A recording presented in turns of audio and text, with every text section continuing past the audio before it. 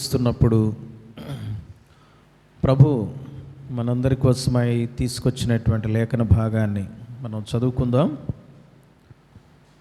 అపోస్తులైన పౌలు గారు రోమా సంఘానికి వ్రాసినటువంటి పత్రిక 8వ అధ్యాయం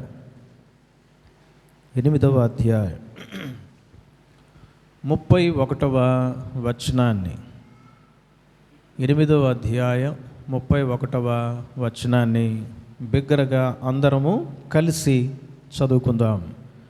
ఇట్లుండగా ఏమందుము, దేవుడు మన పక్షమున నుండగా మనకు విరోధి ఎవడు? మరొకసారి చదువుకుందాం. ఇట్లుండగా ఏమందుము, దేవుడు మన పక్షమున నుండగా మనకు విరోధి ఎవడు? హల్లెలూయా.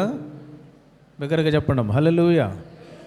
ప్రియ దేవుని బిడ్డలారా, దేవుని యొక్క వాక్యం సెలవిస్తూ ఉంది, దేవుడు మన పక్షమున ఉంటే మనకు విరోధంగా ఎవరుంటారు?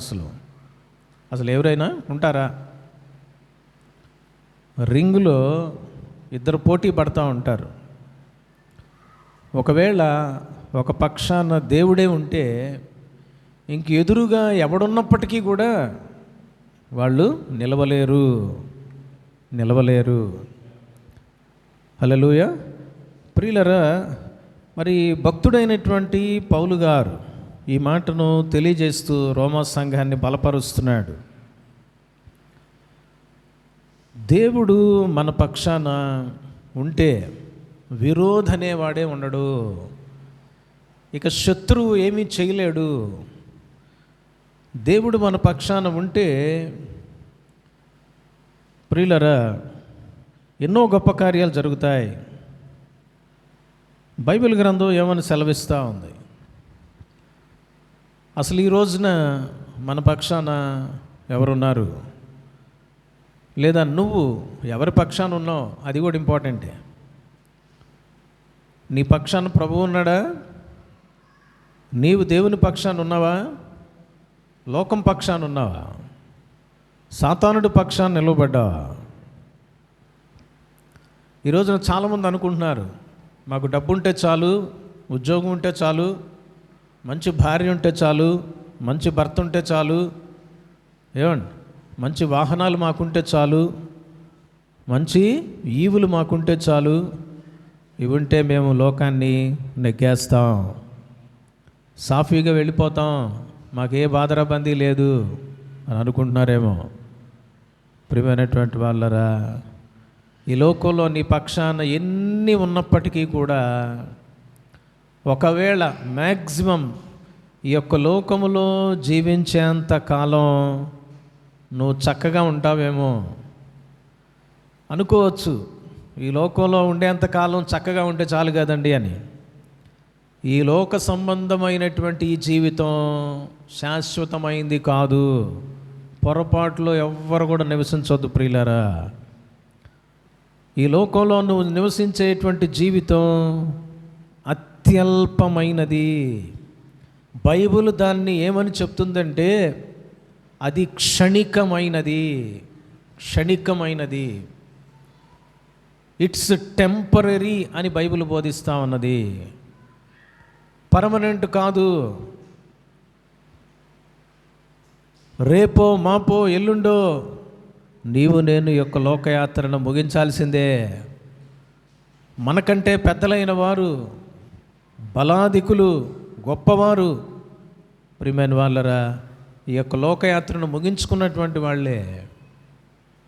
ది గ్రేట్ అలెగ్జాండర్ ప్రపంచంలోని అనేక రాజ్యాలను ఆక్రమించుకొని పేరుగాంచిన వ్యక్తి ఒక దినాన తను చాలించాడు. ప్రపంచాన్ని ఉర్రూతలూగించి మైకంలో కప్పేసినటువంటి మైకేల్ జాక్సన్ కోట్లాది రూపాయలు గడించాడు, పేరు ప్రఖ్యాతులు గడించాడు, ఒక దినాన్ని యొక్క లోకాన్ని చాలించాడు. ప్రియులరా, గమనించండి. మరి జర్మన్ హిట్లర్ నాజీ అనేటువంటి సైనిక సమూహాన్ని తయారు చేసి ప్రపంచం మొత్తాన్ని దరిదాపుగా తన గుప్పిట్లో తెచ్చుకోవటానికి ఎంతో ప్రయత్నాలు చేసినటువంటి జర్మన్ హిట్లర్ సైతం కాలగర్భంలో కలిసిపోయాడు ప్రియులారా. నీవు నేను ఏ పాటి వాళ్ళం ఒకసారి ఆలోచన చేయండి. కాబట్టి ఈ యొక్క సమయంలో మనం ఆలోచన చేస్తున్నట్లయితే నీకున్నటువంటి ఏ స్థితి గతిని బట్టి నువ్వు గర్విస్తే పొరపాటే. అయితే పౌలు గారు ఏమంటున్నాడంటే, దేవుడు మన పక్షాన ఉండాలి, దేవుడు నీ పక్షాన ఉండాలి, నా పక్షాన ఉండాలి. దేవుడు మన పక్షాన ఉంటే మనకు విరోధనేవాడు ఉండడు అనేటువంటి విషయం మరి బోధిస్తున్నాడు. ప్రియులారా, ఈ సమయంలో ఒక 3-4 ప్రాముఖ్యమైన విషయాలు మనం గమనించి ముందుకు వెళ్తాం. దేవుడు అనగా సూర్య చంద్ర నక్షత్రాదులను తయారు చేసినటువంటి దేవుడు, నిన్ను నన్ను సమస్త మానవ కోటికి కూడా ప్రాణమిచ్చి నడిపిస్తున్నటువంటి ప్రభు, ఆయన మన పక్షాన ఉంటే ఏం జరుగుతుంది? కొన్ని విషయాలు మనం గమనిస్తాం, చాలా ఉన్నాయి కానీ అన్నీ మనం చూడం. ప్రియులారా, చూడండి, మొట్టమొదటిగా మనం గమనిస్తాం 118వ కీర్తన 6వ వాక్యాన్ని చదువుకుందాం. 118వ కీర్తన 6వ వాక్యం. తెరిచినటువంటి వాళ్ళు వెంటనే చదవవలసినదిగా మనవి. యెహోవా నా పక్షమున ఉన్నాడు, నేను భయపడను, నరులు నాకేమి చేయగలరు? నా పక్షాన యెహోవా దేవుడు ఉన్నాడు. ఎవరైనా? సమస్త నరులను చేసిన గొప్ప దేవుడు, ప్రాణమిచ్చినటువంటి దేవుడు, శక్తిమంతుడైనటువంటి దేవుడు, సూర్య చంద్ర నక్షత్రాదులను తయారు చేసినటువంటి సృష్టికర్త, ఆయన నా పక్షాన ఉన్నాడని కీర్తనాకారుడు అంటున్నాడు.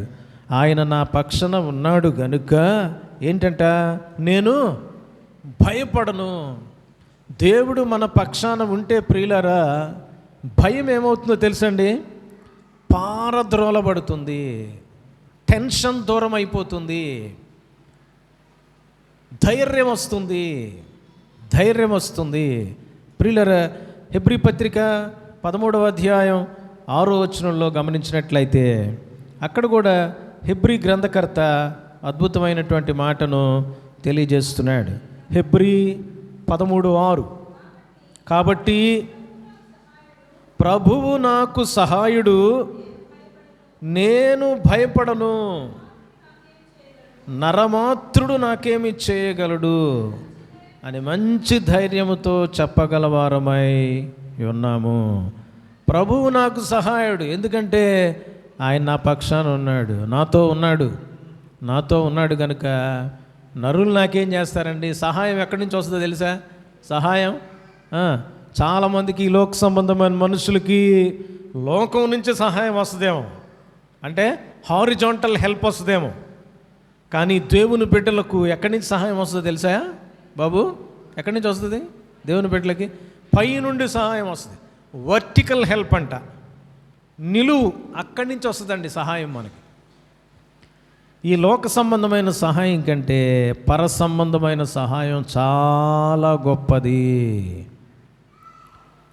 భయం అనేది ఉండదు ప్రియులారా, భయం అనేది ఉండదు. అందుకనే 1 యోహాను పత్రిక 4వ అధ్యాయం 4వ వచనంలో భక్తుడు ఏమంటున్నాడు తెలుసండి? 4:4, చిన్నపిల్లలారా మీరు దేవుని సంబంధులు, మీలో ఉన్నవాడు లోకములో ఉన్నవాని కంటే గొప్పవాడు గనుక మీరు వారిని జయించి ఉన్నారు. ప్రియులారా, మీలో ఉన్నవాడంట లోకములో ఉన్నవాని కంటే గొప్పవాడు. ఆయన మీతో ఉన్నాడండి. ఇక నువ్వు ఎందుకు భయపడతావు? భయం అనేది పక్కకి వెళ్ళిపోద్ది. అందరూ భయపడతా ఉంటారేమో, నువ్వు భయపడవు.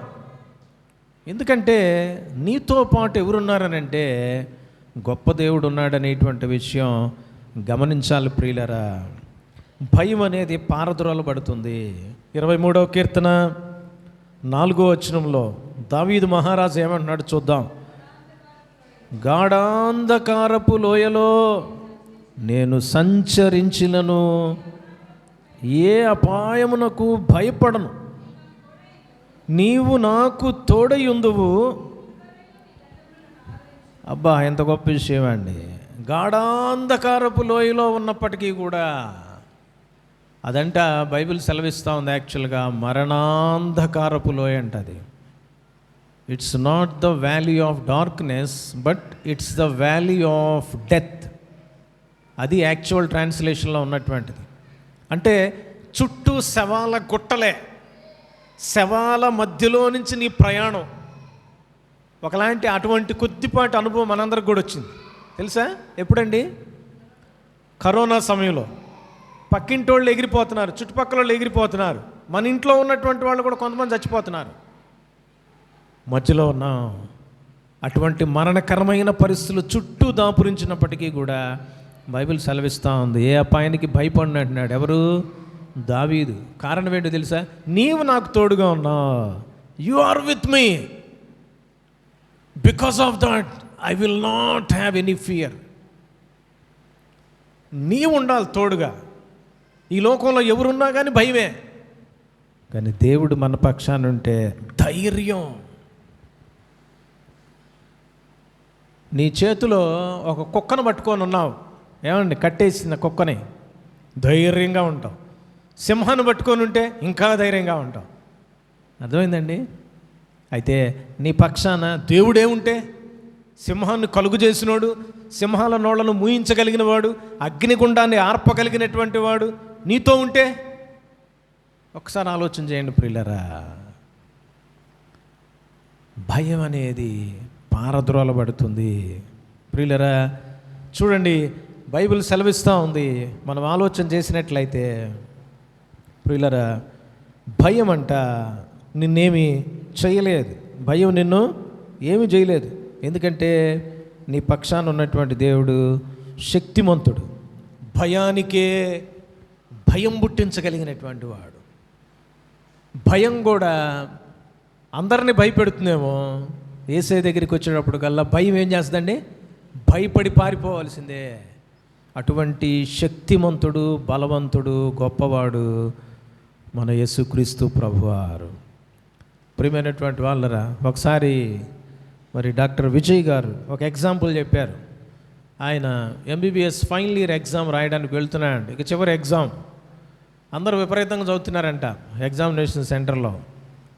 అందరూ టెన్షన్గా ఉన్నారు. మరి అందరూ కూడా బాత్రూంలోకి వెళ్తున్నారంట, పుస్తకాలు పట్టుకొని వెళ్తున్నారు. ఏదో తింటున్నారంట, బయట నిలబడి పుస్తకాలు పట్టుకొని చదువుతూ ఒక చేత్తో తింటున్నారంట. అటువంటి ఇదిలో ఉంటే డాక్టర్ విజయ్ గారు ఫైనల్ ఇయర్ స్టూడెంట్గా ఉన్నాడు. ఆయన జేబులో ఒక 2 పెన్నులు పెట్టుకొని నీట్గా నెమ్మదిగా నడుచుకుంటూ వస్తున్నాడంట. చేతిలో పుస్తకం లేదు, ఏమీ లేదు, ప్రశాంతంగా వస్తున్నాడు. ఏ రూమ్లోకి అయితే వెళ్ళాలో ఆ రూమ్లోకి వెళ్తున్నటువంటి సమయంలో అక్కడ వాళ్ళ ఫ్రెండ్ ఒక అతను నిలువబడి పైనుంచి కింద దాకా చూస్తున్నాడంట. అడిగాడంట, రే ఎగ్జామ్ రాయటానికేనా నువ్వు వచ్చింది అని అంటే, అవును రాయడానికే వచ్చాను అన్నాడు. అప్పుడు ఈయన అన్నాడంట, వాళ్ళ ఫ్రెండ్, చుట్టూ చూడరా ఒకసారి అన్నాడంట. చూశాడంట, ఏమైందని. అందరు చూడు ఎంత టెన్షన్తో ఉండి, ఫైనల్ ఇయర్ ఎగ్జామ్ ఎక్కడన్నా ఫెయిల్ అయిపోతామేమో అనేటువంటి భయంతో అందరూ కూడా పుస్తకాలు పట్టుకొని చదువుతూ టెన్షన్గా ఉంటే, నువ్వేంటి ఎంత ప్రశాంతంగా ఉన్నావు, అసలు నీకేం భయం లేదా అని అడిగాడు. అప్పుడు ఈ అన్నగారు తడుముకోకుండా ఒక సమాధానం చెప్పాడు, అరే మీరందరూ ఎగ్జామ్ రాయడానికి ఒంటరిగా వచ్చారు, అయితే నేను ఇద్దరుగా ఎగ్జామ్ రాయటానికి వచ్చామన్నాడంట. అనగానే వాళ్ళ ఫ్రెండ్కి మైండ్ బ్లాక్ అయిపోయింది. ఒరే నాయన, ఇదేందిరా బాబు, నువ్వు వచ్చింది ఒక్కడవే, ఇద్దరు అంటున్నావేంది, ఏమైపోయిందిరా నీకు? ఎగ్జామ్స్ చివరికి వచ్చేటప్పటికల్లా మైండ్ పాడైందా అన్నట్లుగా ఆశ్చర్యంగా చూశాయంట. ఆశ్చర్యంగా చూస్తే విజయ్ అన్నగారు చెప్పిన మాట, అవునరా మీరందరూ ఒంటరిగా వచ్చారు ఎగ్జామ్ రాయడానికి, నేనైతే ఇద్దరుగా వచ్చాను, నాతో పాటు నా యేసయ్య నాలో ఉన్నాడు. అందరూ ఒకసారి చేతులు పైకి వద్దాం, హల్లెలూయా. అందువల్ల నాకు భయము లేదు, టెన్షన్ లేదు. వాళ్ళ ఫ్రెండ్ అవాక్కై చూశాడంట, అరే నువ్వు చెప్పే మాటలు నమ్మబుద్ధి కావటం లేదు, కానీ నమ్మాల్సి వస్తుంది. ఎందుకంటే మేమందరం టెన్షన్ పడుతున్నాం, నీలో టెన్షన్ లేదు అంటే ఖచ్చితంగా నువ్వు చెప్పినట్టు నీలో నీ యేసయ్య నీకు తోడుగా ఉన్నాడు. హల్లెలూయా. యేసయ్య మనతో ఉంటే ప్రక్కనున్న అందరూ భయపడిపోతూ ఉంటారు, నువ్వు భయపడవు. ఎందుకంటే నీలో నీతో ఎవరున్నారమ్మా? యోహాను సువార్త 14వ అధ్యాయం. ప్రియులారా, భక్తుడైనటువంటి శిష్యుడైనటువంటి అపోస్తలుడైనటువంటి యోహాను భక్తుడు రాస్తున్నటువంటి మాట ఏంటో తెలుసండి? ప్రభువారు చెప్పిన మాటలు రాస్తున్నాడు. యోహాను సువార్త 14వ అధ్యాయం 16వ వచనం నుంచి గమనించినట్లయితే, మీ యొద్ద ఎల్లప్పుడూ ఉండుటకై ఆయన వేరొక ఆదరణకర్తను అనగా సత్యస్వరూపియగు ఆత్మను మీకు అనుగ్రహించను. లోకము ఆయనను చూడదు, ఆయనను ఎరుగదు గనుక ఆయనను పొందనేరదు. మీరు ఆయనను ఎరుగుదురు, ఆయన మీతో కూడా నివసించును, మీలో ఉండును, మిమ్మును అనాథలనుగా విడువను. ఎవరు కూడా ఒంటరిగా ఫీల్ అవ్వాల్సిన పనేలే. అమ్మ లేదు, నాన్న లేదు, అక్క లేదు, తమ్ముడు లేడు, ఆయన లేడు, ఈయన లేడు, ఎల్లయ్య లేడు, పుల్లయ్య లేడు, అనవసరం.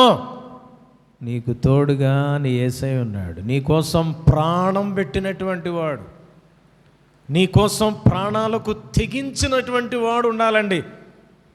ఏమాత్రం సహాయం చేయలేనటువంటి 100 మంది నీ చుట్టూ ఉండటం కంటే నీ కోసం ఏమండి పనికి మాలినటువంటి నా జీవితాల కోసం మనం పుట్టక మునిపే సిలువలో ప్రాణం పెట్టడానికి ఈ లోకానికి వచ్చి చనిపోయి తిరిగి లేచిన యేసు ప్రభువారు నీ పక్షాన ఉంటాడంట.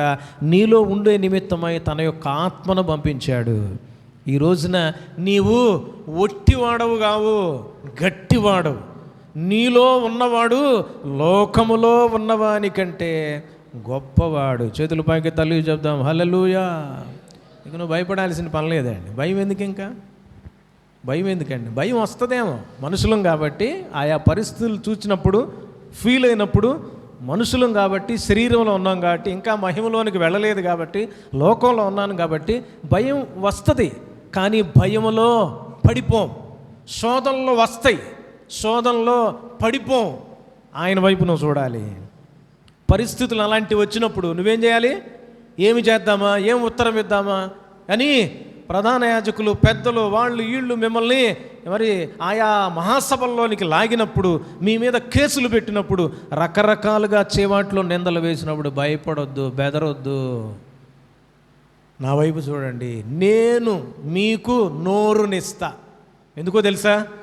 అలనాడు మోషేతో దేవుడు చెప్పాడు నిర్గమాకాండంలో. ఏమన్నాడు తెలుసండి? మోషే అన్నాడు, ప్రభువా నువ్వు నన్ను పంపిస్తానంటున్నావు ఇశ్రాయేలీయులను విడుదల గావించడానికి ఐగుప్తు నుంచి, నాకు నోటి మాంద్యం ఉందే, నేను సరిగ్గా మాట్లాడలేనే అని అంటే ప్రభు ఏమన్నాడు తెలుసా? నేను నీ నోటికి తోడై ఉంటా. చేతుల పైకి తల్లి చెప్పండి, హల్లెలూయా. నీ చేతికి తోడై ఉంటాడు పరీక్షలు రాయడానికి. దేవుడు తోడుగా ఉండాలా. నువ్వు చదివినవన్నీ ఎగిరిపోతాయి ఒకసారి, మైండ్లో ఒక్కటుండో ఒక్కోసారి. కానీ ప్రభువు నీతో ఉంటే అన్నీ జ్ఞాపకం చేస్తాడు, అన్నీ జ్ఞాపకం చేస్తాడు. అర్థమైందా ప్రియులరా? ఆయన మనతో ఉంటే భయం ఉండదు.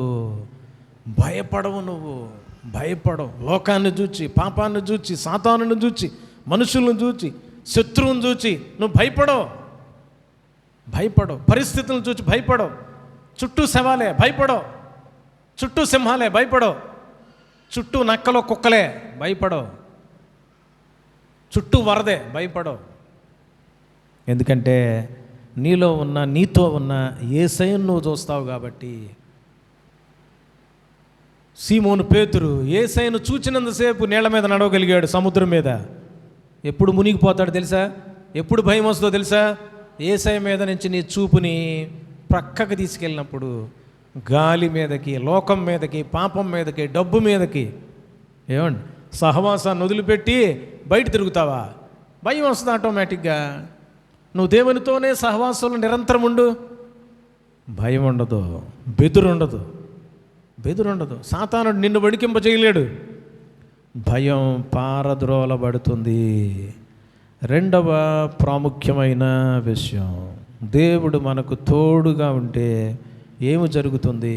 ప్రియులరా, చూడండి, మనం గమనిస్తాం. ద్వితీయోపదేశకాండము 3వ అధ్యాయం 22వ వచనం. ద్వితీయోపదేశకాండం 3వ అధ్యాయం 22వ వచనాన్ని, నీ దేవుడైన యెహోవా మీ పక్షముగా యుద్ధము చేయవాడు. చాలండి ప్రియులారా. రెండో ప్రాముఖ్యమైన విషయం ఏమిటి అన్నట్లయితే, మన దేవుడంట మనతో పాటు ఉంటే మన పక్షాన ఆయన యుద్ధం చేస్తాడు. ఆయన యుద్ధం చేస్తే శత్రువు ఎంత పెద్దటోడు అయినప్పటికీ కూడా విజయం నీ సొంతం. మనందరికీ బెస్ట్ ఎగ్జాంపుల్స్ బోల్డ్ అని ఉన్నాయి బైబిల్ గ్రంథంలో. ప్రియులరా, చూడండి, మన పితరుడైనటువంటి అబ్రహాము గారి యొక్క జీవితాన్ని గమనించినప్పుడు ఆయన మరి ఒక సందర్భంలో, ప్రియులరా, దరిదాపుగా ఒక 5 రాజులతో ఆయన యుద్ధం చేశాడు. ప్రియమైన వాళ్ళరా, ఆదికాండం 14వ అధ్యాయంలో మనం గనక గమనించినట్లయితే అక్కడ మరి లోతును మరి తన వారిని కొంతమందిని ఏం చేశారంట, శత్రువులు పట్టుకొని వెళ్ళిపోయారు. 12వ వచనం, మరియు అబ్రహాము సహోదరుని కుమారుడైన లోతు సొదొములో కాపురం ఉండెను గనుక అతనిని అతని ఆస్తిని పట్టుకొని పోగా. ప్రియమైన వాళ్ళరా, మరి చూడండి, 11వ వచనంలో కూడా 11వ వచనం, అప్పుడు వారు సొదొమ గొమొర్రాల ఆస్తి యావత్తును వారి భోజన పదార్థములన్నీ పట్టుకొని పోయిరి. ప్రియులరా, గమనిస్తున్నట్లయితే మరి 9వ వచనంలో గమనిస్తే నలుగురితో 5 రాజులు యుద్ధం చేశారంట. గొప్ప కార్యం చేసి విజయాలు సంపాదించారు. అటువంటి రాజులు ఆ 5 లోతుకు సంబంధించిన సమస్తాన్ని పట్టుకొని పోయారు. ఆ విషయం ఎవరికి తెలిసిందంట? అబ్రహాం గారికి తెలిసింది. అబ్రహాం గారి వయసు ఎంత ప్రియులారా? అప్పటికే దరిదాపుగా 85 పైమాటే. ఏమండి, 85 పైమాటే. అటువంటి సమయంలో చూడండి, 14వ వచనం, అబ్రాహాము తన తమ్ముడు చెరపట్టబడినని విని తన ఇంట పుట్టి అలవరచబడిన 300 పదునెనమండుగురిని, అంటే 318 మంది అంట, పదునెనమండుగురిని వెంట పెట్టుకొని దాను మట్టుకు ఆ రాజులను తరిమెను. ప్రియులారా, తన దగ్గర ఉన్నటువంటి యోధులు కూడా బలశాలురంట. కారణం ఏంటో తెలుసా? 12వ అధ్యాయంలో దేవుడు చెప్పాడు, నేను నీతో ఉంటా, నిన్ను ఆశీర్వదిస్తా, నిన్ను విడిచిపెట్టను. దేవుడు మనకు తోడుగా ఉండాలా. రాజులు ఎదురైన విజయం నీ సొంతం. ప్రియులారా, మొత్తాన్ని కూడా స్మాష్ చేసి పడేశాడు. విజయంతో వెనక్కి తిరిగి వచ్చినట్లుగా చూస్తున్నాం. మనందరికీ తెలుసు, 16-17 ఏళ్ళ నూనూగు మీసాల వయస్సులో ఉన్నాడు. ఎవరండి ఆయన? మరి దావీదు. ప్రియులారా, దావీదు మరి ఆ యొక్క రాజ్యంలో ఉన్నాడు, గొర్రెల కాపరిగా ఉన్నాడు. అటువంటి పరిస్థితిలో గొల్యాతు అనేటువంటి ఫిలిష్తీయుడు ఇశ్రాయేలీలందరినీ కూడా భయపెడతా ఉన్నాడు. రాజుగారు కూడా, రాజైన సౌలు సైతం భయపడి లోపల దాగి ఉన్నాడు.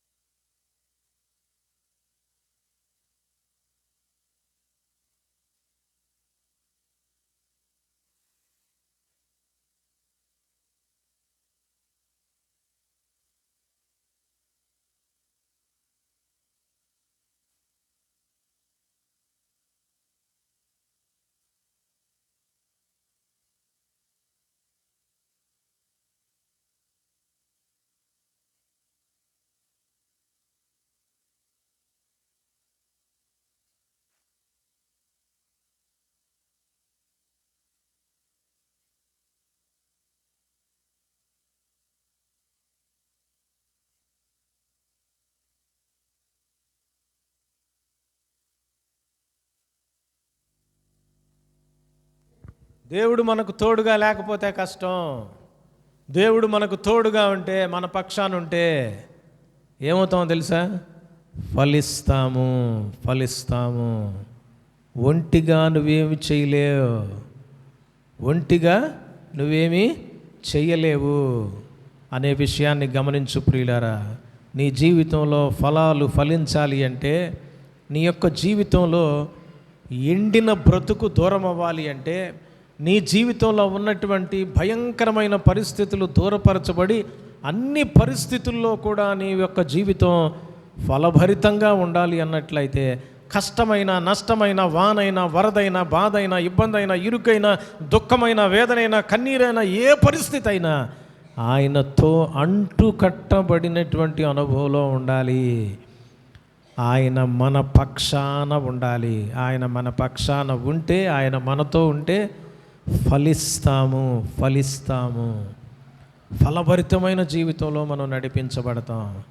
వెంటనే నీకు లోక సంబంధమైనటువంటి ఫలాలు కనిపించట్లేదేమో కానీ, ఆత్మ సంబంధమైనటువంటి ఫలం ఖచ్చితంగా నీ యొక్క జీవితంలో కనిపిస్తుంది.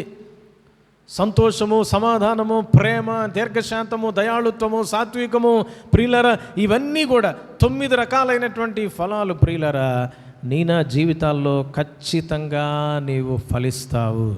నీ జీవితం ఫలించే చెట్టులాగా ఉంటుంది, ఫలించే కొమ్మలాగా ఉంటుంది, ఫలించే ద్రాక్ష తీగలాగా నీ యొక్క జీవితం ఉంటుంది. ఎప్పుడో తెలుసా? ఫలాలు ఇవ్వగలిగిన, ఫలింపులోనికి తేగలిగినటువంటి, జీవంతో నింపగలిగినటువంటి యేసయ్య నీ పక్షాన ఉండాలి. నీ ఉద్యోగంలో యేసయ్య నీ పక్షాన ఉన్నాడా? నీ కుటుంబ జీవితంలో యేసయ్య నీ పక్షాన ఉన్నాడా? నీ ఆర్థిక సంబంధమైన పరిస్థితుల్లో యేసయ్య నీ పక్షాన ఉన్నాడా? నీ బాధల్లో, ఇబ్బందుల్లో, ఇరుకుల్లో యేసయ్య నీ పక్షాన ఉన్నాడా? ప్రియులారా, మాసిదోనియా సంఘంతో యేసయ్య ఉన్నాడు. అందుకనే బహుశ్రమ వల్ల వాళ్ళు పరీక్షింపబడితే వాళ్ళు శ్రమల్లో కొట్టుకొని పోలా, వాళ్ళు శ్రమల్లో సైతం అత్యధికంగా సంతోషించారంట, అత్యధికంగా ప్రభువును ఘనపరిచారంట. ఈ రోజున మనం ఆలోచన చేస్తూ ఉన్నట్లయితే, మన యొక్క దేవుడు మన పక్షాన కనుక ఉన్నట్లయితే మనం ఫలిస్తాం, ఖచ్చితంగా ఫలిస్తాం. ఖచ్చితంగా నీ యొక్క జీవితంలో ఫలం ఉంటుంది. ఆ ఫలాలు తెచ్చేవాడు ప్రభువే. ఈ లోక సంబంధమైనటువంటి దేన్నో చూచి నీవు నేను కూడా వ్యసనపడద్దు. వాళ్ళకి వీళ్ళకి వచ్చేటువంటి ఫలాలు నిజమైనవి కాదు. ఒకవేళ అవి ఫలించినా అవి నిజమైనటువంటివి కాదండి, అవి గురుగులే అనే విషయాన్ని గమనించు. లోక సంబంధమైన వాళ్ళు ఫలిస్తే వాళ్ళు తర్వాత కోయబడి నరకములో పడద్రోయబడతారు. జాగ్రత్త. అటువంటి ఫలం నీకు కావాలా? మోసపూరితమైన ఫలాలు కావాలా? అబద్ధాలతో మరి ప్రియులారా మేడలు కట్టించుకుంటావా? ఏమండి, మోసంతో నీ యొక్క జీవితాన్ని బిల్డ్ చేసుకుంటావా? అవసరం లేదు. యేసయ్యతో ఉండేటువంటి కొద్దిగా చాలు. యేసయ్యతో ఉన్నటువంటి కొద్దిది చాలండి. అది ఆశీర్వాదాలు తెచ్చిపెడుతుంది, ఆశీర్వాదాలు తెచ్చిపెడుతుంది ప్రియులారా. కనుక మరి యేసయ్యతో నీతో యేసయ్య నీ పక్షాన ఉన్నట్లయితే నీవు ఫలిస్తావని బైబిల్ గ్రంథం సెలవిస్తా ఉంది. 4వది, చివరిది మనం గనక గమనిస్తున్నట్లయితే ప్రియులారా, చూడండి, మరి యెహోషువ పుస్తకం 6వ అధ్యాయం 27వ వచనాన్ని ఒకసారి చదువుకుందాం. యెహోషువ పుస్తకము 6వ అధ్యాయం 27వ వచనాన్ని గమనిద్దాం. యెహోవా యెహోషువకు తోడయ్యుండెను గనుక అతని కీర్తి దేశమందంతటను వ్యాపించెను. హల్లెలూయా. ప్రియమైనటువంటి వాళ్ళరా, దేవుడు నీ పక్షానుంటే, నీకు తోడుగా ఉంటే నీ యొక్క కీర్తి దేశమంతటా వ్యాపిస్తుంది. నీ యొక్క నామాన్ని అనేక మందికి నువ్వు వెళ్ళి ప్రకటించాల్సినటువంటి పని లేదు. దేవుడు ప్రియులరా యెహోషువ పక్షాన ఉన్నాడంట, దేవుడు దావీదు పక్షాన ఉన్నాడంట, దేవుడు అబ్రహాం పక్షాన ఉన్నాడంట, దేవుడు దానియేలు పక్షాన ఉన్నాడు, దేవుడు షడ్రక్ మెషక్ అబేద్నెగోల పక్షాన ఉన్నాడు, దేవుడు తన దాసుల పక్షాన ఉంటాడు. ఎవరైతే ఆయన యందు భయభక్తులు కలిగి ఆయన త్రోవల్లో నడుస్తారో వాళ్ళ పక్షాన ఆయన ఉండేటువంటి దేవుడై ఉన్నాడు. ప్రియులారా, ఆయన మన పక్షాన ఉంటే కీర్తి ప్రఖ్యాతులన్నీ కూడా మన వెంట రావాల్సిందే. లోకములో ఘనులైన వారికి కలిగేటువంటి ఖ్యాతిని మీకు ఇస్తానని ప్రభు వాగ్దానం చేశాడు. ఈ రోజున గమనిస్తున్నట్లయితే దేవుడు నీ పక్షాన ఉన్నాడా అనేది ప్రశ్నించుకోవాలి. ప్రియులారా, దేవుడు నీ పక్షాన నా పక్షాన ఉంటే 4 ప్రాముఖ్యమైన విషయాలు మనం విన్నాం. 1, భయము పారద్రోలబడుతుంది, భయానికే భయం వస్తుంది. 2, దేవుడు మన పక్షాన ఉంటే ఆయనే యుద్ధం చేస్తాడు, ఆయనే మన సమస్యలతో పోరాడి నీ యొక్క సమస్యల్లో నీకు విజయాన్ని ఇస్తాడు. 3, దేవుడు మన పక్షాన ఉంటే మనం ఫలించే తీగ వలె అభివృద్ధి పొందుతాం, ఫలాలు వస్తాయి. 4, చివరిది, దేవుడు మన పక్షాన ఉంటే కీర్తి ప్రఖ్యాతులు ఇతర ప్రదేశాలకు కూడా వ్యాప్తి చెందుతాయి, వ్యాపింపజేయబడతాయి. కనుక ఈ రోజున ఈ యొక్క సమయంలో పరిశుద్ధమైన బల్లలో చెయ్యి వేయక మునుపు ఒకే ఒక్క విషయాన్ని గురించి ఆలోచన చేద్దాం. దేవుడు మన పక్షాన ఉన్నాడా? ఒక్క వాక్యాన్ని చదివి మనం పరిశుద్ధమైన బల్లను సమీపిస్తాం. యెహోషువ పుస్తకం 7వ అధ్యాయం 12వ వచనం చదువుకుందాం ప్రియులారా. 7:12. కాబట్టి ఇశ్రాయేలీలు శాపగ్రస్తులై తమ శత్రువుల ఎదుట నిలవలేక తమ శత్రువుల ఎదుట వెనుకకు తిరిగిరి. శాపగ్రస్తులైన వారు మీ మధ్య నుండకుండా మీరు వారిని నిర్మూలము చేస్తేనే తప్ప నేను మీకు తోడై ఉండను. ప్రియులరా, ప్రభు నీకు నాకు తోడుగా ఉండాలి అంటే నా జీవితాల్లో శాపగ్రస్తమైనది ఉండడానికి వీల్లేదు, పాపగ్రస్తమైనది ఉండటానికి వీల్లేదు, దేవునికి వ్యతిరేకమైనది నా జీవితాల్లో ఉండటానికి వీల్లేదు. దేవునికి వ్యతిరేకమైనదే పాపం, ఆజ్ఞాతిక్రమమే పాపం, దేవుని మాటను ధిక్కరించడమే పాపం. నీ ఇంటిలో, నీ వంటిలో, నీ కుటుంబంలో, నీ వ్యాపారంలో, నీ పరిస్థితుల్లో, నీ పిల్లల్లో, నీ జీవితాల్లో, నీ తిండిలో, నీ డ్రెస్సులో, నీ యొక్క వేష భాషలో, సమస్తంలో దేవునికి వ్యతిరేకమైనది ఏదైనా ఉన్నదేమో ఒక్కసారి పరిశీలన చేయి. అది నీ దగ్గర ఉన్నంతకాలం నువ్వు ఫలించవు, నీ కీర్తి వ్యాపించదు, నీకు భయం పోదు, నీ యొక్క జీవితం నుంచి నీకు జయము రానే రాదు. అయితే నీవు ఎప్పుడైతే ఆ శాపగ్రస్తమైన దాన్ని, ఆ పాపగ్రస్తమైన దాన్ని వదిలిపెట్టడానికి ఇష్టపడతావో, నీ దోషాన్ని, అందుకనే దావీదు మహారాజు అంటున్నాడు, ఒకప్పుడు ఆయన తప్పు చేశాడు, పాపం చేశాడు, కప్పుకున్నాడు, కొన్ని నెలలు కప్పుకున్నాడు.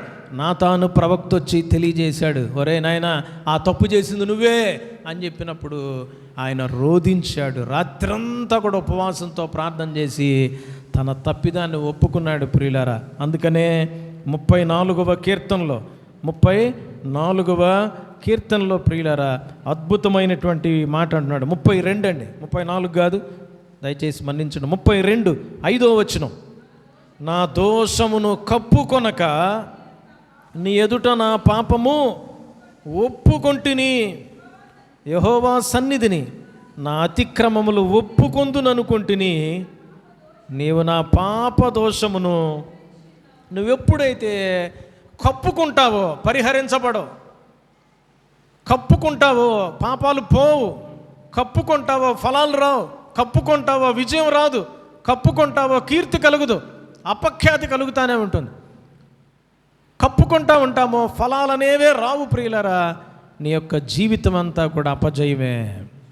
అయితే దావీదు అంటున్నాడు, నేను నా దోషాలని కప్పుకోవడం మానేస్తా. ఇంకా from now onwards I don't want to cover my since, I want to open it everything, I want to confess. నేను వీటిని ఒప్పుకుంటున్నా. ఈ రోజున నీ జీవితంలో ఏమండి తల్లికి తెలియకుండా, తండ్రికి తెలియకుండా, స్నేహితులకు తెలియకుండా, ఏమండి ఒంటరిగా ఉన్న నీ యొక్క జీవితంలో ఏంటండి ఏ పాపాలు దాగున్నాయో, దాచిపెట్టుకొని ఉన్నావో, నీ మనసులో, హృదయంలో, మెదడులో, సిస్టంలో దాచిపెట్టుకొని ఉన్నావో వాటిని ఒప్పుకుంటావా?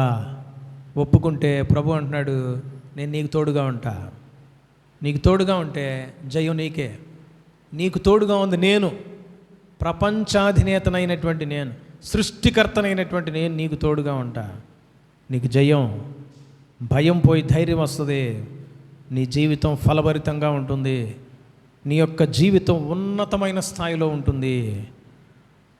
నేను తోడు కావాలా? నా తోడు వద్దా? నా తోడు కావాలంటే నాకు అయిష్టకరమైనటువంటి అన్నిటినీ కూడా తీసేసి ఫుల్ స్టాప్ పెట్టి, అయిష్టకరమైన మాటలు మాట్లాడొద్దు. నోటికి మూత పెట్టుకో, నాలుక మీద వాత వేసుకో, చేతులకి కాళ్ళకి వాతలేసుకో, పోకూడని స్థలాలకు పోబాకు, వద్దు. వాక్య ప్రకారం జీవించు, వాక్య ప్రకారం జీవించు. మొదటి కీర్తనలో ప్రభు అంటున్నాడు, దుష్టుల ఆలోచన చొప్పున నడవక, పాపుల మార్గం నిలువక, అపహాసకులు కూర్చుండు చోటను కూర్చుండక, యెహోవా ధర్మశాస్త్రం నందు ఆనందించుచు దివారాత్రములు దానిని ధ్యానించువాడు ధన్యుడు, ఆశీర్వదింపబడినవాడు. అతడు ఎలా ఉంటాడంట? నీటి కాలువల యోరను నాటబడినదై ఆకు వాడక తన కాలమందు ఫలమిచ్చు చెట్టు వలె ఉంటాడు. అతడు చేయునదంతయు, నువ్వు చేసేదంతా కూడా ప్రభు సఫలం చేయటానికి ఇష్టపడుతున్నాడు. నీతో పాటు ఆయన ఉండటానికి ఇష్టపడుతున్నాడు. నీతో ఆయన ఉండనిస్తావా? నీతో ఆయన ఉండాలి అంటే నీలో ఉన్నటువంటి పాపానికి నువ్వు ఫుల్ స్టాప్ పెట్టాలి, స్వస్తి పలకాలి, తీసి పారేయాలి. ప్రభు అంటున్నాడు, నీ కుడి కన్ను నిన్ను ఇబ్బంది పెడుతుందా? కన్ను పెరికి అవతల పడే. నీ కుడి చేయి ఇబ్బంది పెడుతున్నా, నరికి అవతల పడే. అంటే పాపాన్ని ఏం చేయాలండి? పాపాన్ని ప్రియులరా పైన కట్ చేయటం కాదు. ఏం చేయాలండి? కొన్ని కలుపు మొక్కలను ఏం చేస్తారయ్యా? ఏం చేస్తారండి? పెరికేస్తాం, వ్రేళ్లతో సహా పెరికి పడేయాలి, పెరికి పడేయాలి. వాటి దాఖలాలు ఎక్కడ ఉండటానికి వీల్లేదు. ఏమండి, కొంతమందికి సిగరెట్, కొంతమందికి మందు, కొంతమందికి వ్యభిచారం, కొంతమందికి అబద్ధాలు, కొంతమందికి మోసం, కొంతమందికి దగ, కొంతమందికి కుట్ర, కొంతమందికి అహంకారం, కొంతమందికి కోపం, కొంతమందికి రకరకాలైనటువంటి పాపాలు. ఇవన్నీ మనసులో, హృదయంలో ఇమిడి చేసుకొని, ఏమండి ఇముడ్చుకొని వదలలేని స్థితిలో ఉంటున్నారు. ప్రభు అంటున్నాడు, అవన్నీ అంతే ఉన్నాయి, అందుకే నీకు ఫలం రాట్లా. అవన్నీ అంతే ఉన్నాయి, వాటి మీద ధ్యాస ఉంది నీకు, వాటి మీద వ్యామోహం ఉంది. వాటిని వదిలిపెట్టేస్తావా? కప్పుకోవద్దు, పర్వాలేదులే, నన్నెవరు అనర్లే, నన్నెవరు చూడలేదులే, నన్ను అనగలిగే అంత కెపాసిటీ ఎవరికైనా ఉందా అని అనుకుంటున్నాం. ఇక్కడ దావీదు అంటున్నాడు, నీ ఎదుట నా దోషాన్ని కప్పుకోను, నా పాపాన్ని ఒప్పుకుంటా. నువ్వు నిజంగా ఒప్పుకుంటున్నావా? ఇది నాన్న ఒప్పుకున్నట్లయితే, విడిచిపెట్టడానికి సిద్ధంగా ఉన్నట్లయితే కళ్ళు మూసుకో, ప్రార్థన చేయి. ప్రభువా, నా జీవితాన్ని దర్శించు, నన్ను దర్శించు. నా పాపాన్ని ఇంతకాలం కప్పుకున్నానయ్యా, ఒప్పుకోలేకపోయా, కొన్నిసార్లు ఒప్పుకున్నా, విడిచిపెట్టలేకపోయా. మొదటి యోహాను పత్రిక 1వ అధ్యాయంలో అంటున్నాడు, మన యొక్క పాపాలను మనం ఒప్పుకొని విడిచిపెడితేనంట ఆయన నమ్మదగిన వాడు, నీతిమంతుడు కాబట్టి ఆయన పరిశుద్ధమైన పవిత్రమైన రక్తం మన ప్రతి పాపము నుండి మనల్ని పవిత్రులుగా చేస్తుందంట. మన పక్షాన ఆయన ఉంటాడు. పాపులతో ఆయన ఉండలేడు, పరిశుద్ధులతో ఉంటాడు. ముందు నీ పాపాన్ని తీసేస్తాడు, నీకు తోడుగా ఉంటాడు. నీకు తోడుగా ఉండి భయాన్ని పోగొడతాడు. నీకు తోడుగా ఉండి యుద్ధం చేస్తాడు, విజయాన్ని ఇస్తాడు. నీకు తోడుగా ఉండి ఫలాలు ఇస్తాడు. నీకు తోడుగా ఉండి నీ నామాన్ని గొప్ప చేస్తాడు. మనుషులందరూ నిన్ను తొక్కేస్తున్నారేమో, మనుషులందరూ నిన్ను ప్రక్కన పెట్టేస్తున్నారేమో, నీ నామాన్ని ఆయన గొప్ప చేస్తాడు. నీ నామాన్ని ఆయన గొప్ప చేస్తాడు. శ్రమలో నేను అతనికి తోడై ఉండేదను.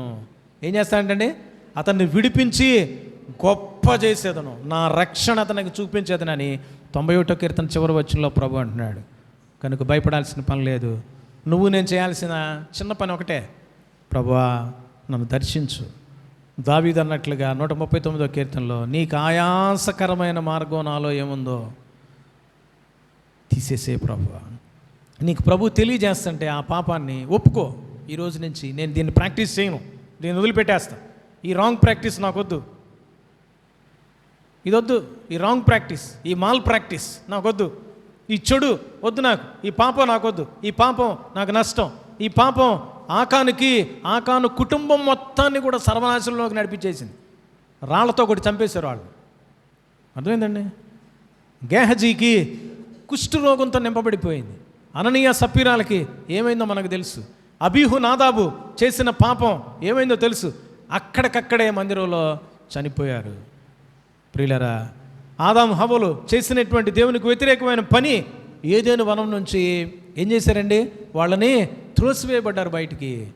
దయచేసి మనకు ఇవ్వబడిన స్థితి నుంచి ప్రియులరా త్రోసివేయబడకుండా ఉండాలి అంటే, ప్రభు యొక్క ఆశీర్వాదాలతో నింపబడాలి అంటే, ప్రభు మనకు తోడుగా ఉండాలి అంటే మన దోషాన్ని దయచేసి కప్పుకోవద్దు, ఒప్పుకుందాం. ఒప్పుకోవటమే కాదు, విడిచిపెట్టడానికి తీర్మానం చేసుకుందాం. తల్ల వంచుదాం, కళ్ళు మూసుకుందాం.